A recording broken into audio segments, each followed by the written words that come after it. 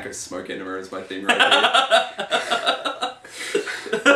Okay, come on, let's do it. Hey, welcome to Hive45, a discussion about the future impact of this week's tech and world news. I'm Nathan Waters. And I'm Tristan Grace. Woo!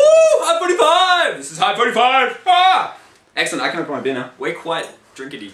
Drinkity. Sweet, this has been a good week. Okay, I thought it started off as this week not having too much stuff. I was looking around like, fuck, there's not a lot here. This is the week of collective intelligence. Collective intelligence. There is so much stuff. I did not realise, like, I had to, like, I had to expand my search horizons to actually find new stories, but when I did, wow. Cool. You know, tongue-tied. Little drunk, so, you know. But, dude, collective intelligence! No, oh my god! Collective intelligence is awesome. Like, we think it's going to create AI. It's the next step. I'm pretty certain. Like, the Hive-mind. I don't like the idea, I don't like the word collective intelligence, I like the Hive-minds. Hive-mind, yeah. Hive-mind, it works. Hive45, Hive-mind. Ah, yeah. No, we've pimped that far too much. I love it. It works. So who's starting this week? I'll start. You go first, because it's collective intelligence. Oh my god, it's the first of collective intelligence. Found this off Singularity Hub. Fantastic blog, just, you know, awesome. Yeah, guys, go check it out. It's good. Talking about at the World Economic Forum, Thomas Malone, he is working at the Center for Collective Intelligence. He actually founded it. He was talking about, it's a 4-minute video and it's really good. It's about how collective intelligence is actually like the next step, how it's more important than IQ. And I guess just smarter than that. When you think about it, Google is far smarter than any one individual or any of the what he calls collective intelligence is far smarter. Like he used Wikipedia as an example. I didn't agree with him going a little bit too far. Well, I agree with it, but I think he could go further and look at the actual collective intelligence existing right now, such as Dig and Reddit and Twitter and all of these things that are already formed. Google, yeah. Google spell check. Google, yeah, because well, the Google is, yeah, because it just picks up and it just goes through.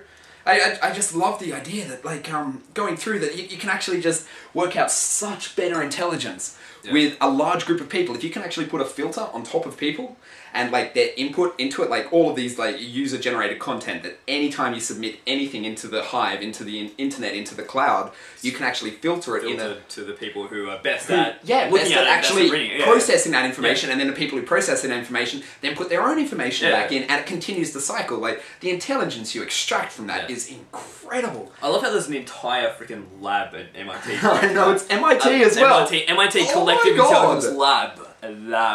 Oh, they got people like just working, and at the end of the video, I think you're saying their whole point is they want to make people smarter, make them work smarter, make all of humanity smarter and more efficient, and just because you do that and shit just speeds up ridiculously. You hit those exponentials. Well, it's like with Google right now, that so many people like doing science now with Google, or just anything, just being the common layperson like me or you. Like, I think I've become a lot more intelligent from Google that I can just research something straight away. I was researching fish oil today. Like, I've started taking fish oil. I was like, oh, I need to know a little bit about it. So I went on Google and I found all this stuff, and I consider myself pretty well versed in it now. Yeah. But before, that would have been a total bitch to find out anything about fish oil. Yeah, in terms of, I think in terms of philosophy, maybe it's like an augmented brain. It's an extension of your brain. It's like when you write down a piece of paper, that is your brain, but external. Yeah. And Google's the same sort of thing. Like you don't really need memories. You don't need to know basic facts because you can just search it and you can go, oh, cool, that's what happened. Yeah, that was cool, awesome. And I think there's more information a little bit about that, isn't that? That it's kind of that you don't need to remember the dates or stuff and all of that. That all the IQ of I never really did that with IQ tests, but just the stuff that remembering dates, remembering all of that is just silly. Like what's Einstein's quote that he doesn't need to actually butchering it here, but he didn't need to actually know it because he can look it up in a book. Yeah. And I'm sweating like a beast. My God, it's hot out here. I'm wearing this stupid jacket. Collective intelligence can't help you.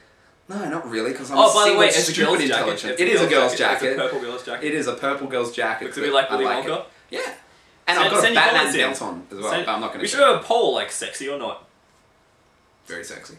Or, no, it would be like, not, maybe sexy, not. Really? Or just skew the results somehow. Oh, come on. It's sexy. Hey, well, it's not about being sexy, it's about getting comments on it. Getting Anyway, I am a little bit of a douche, I've accepted that. So, anyway. Send your comments to douche@tristangrace.com. Yeah, or if you want to just talk to me, you know, for anything special, contact me at Facebook/TristanGrace. Ooh.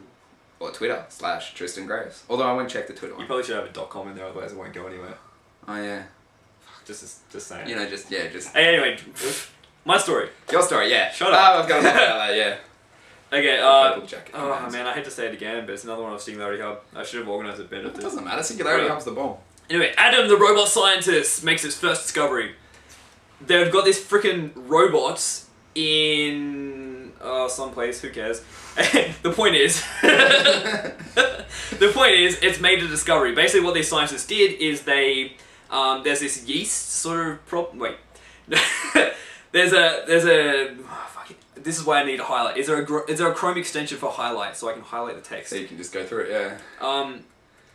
It's at Albuquerque University, I think. Okay, there was a yeast genetics mystery that eluded discovery for quite some time, for like decades. It's in regard to how yeast have proteins with enzymes and how they're all linked together and all that sort of stuff. So what these scientists actually did is they set up a robot. They basically gave it a giant database of, you know, what's currently known in science about yeast and enzymes and how they all interact and all that stuff. We're not scientists. I don't know, but it's cool stuff. And then they just let it go at it, and it just powered on, and just every now and then a scientist would come in and fill up the tubes for, you know, to give it more enzymes and more proteins and stuff. Right. And it actually came up with an experiment. It came up with an experiment, lodged it all down, and it actually found a new discovery. So it did its own discovery. Like they hadn't. Like I'd heard of the Newton laws being derived from like pendulum swingings and that, but this is a totally new discovery. Yeah. Totally new. Yeah.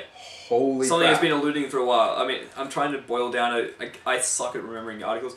But okay, it's like, for decades, geneticists had toiled to figure out which genes encode a few of these orphan enzymes. So what they are is the enzymes that were difficult to link to particular genes. So this robot had actually figured it out by itself. And see, that isn't the interesting thing. Like, that's cool, but it's just where it's going with that.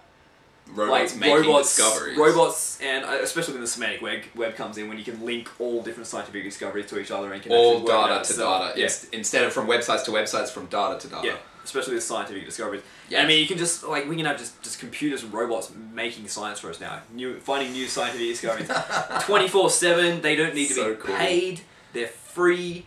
They work 100%, like far more efficient, far more accurate. If you just get a random possibly could, yeah. It's crazy, like.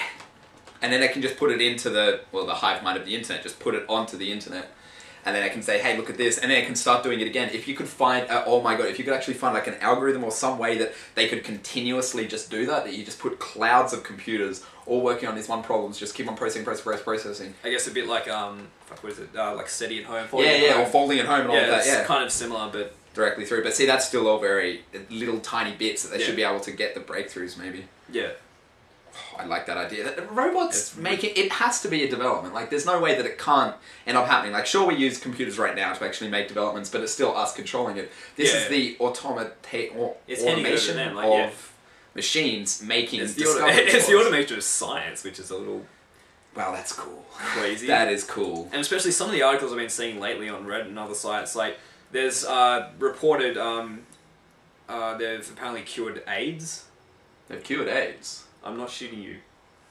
God damn. There's like something where it's like, oh, maybe this cured AIDS. Apparently, it was a particular like acne medicine or something. Oh yeah, I heard about that. Well, it was a because it's meant to really benefit it. It's like it does it with a lot of I heard about that. Like, we'll flash it on. I forget what it was, but like probably you rarely take notice of those stories. You always you're like, AIDS cure. It's like, no, they haven't, have they? Yeah, because there'd be like some issue. And then another thing I saw recently, multiple sclerosis. Okay, they've done that as well. Yeah, Jesus, it's just this shit's just getting faster and faster. Like, things are being cured faster and faster. It's fun times. I loved it on my life. Very exponential. Very awesome. Awesome.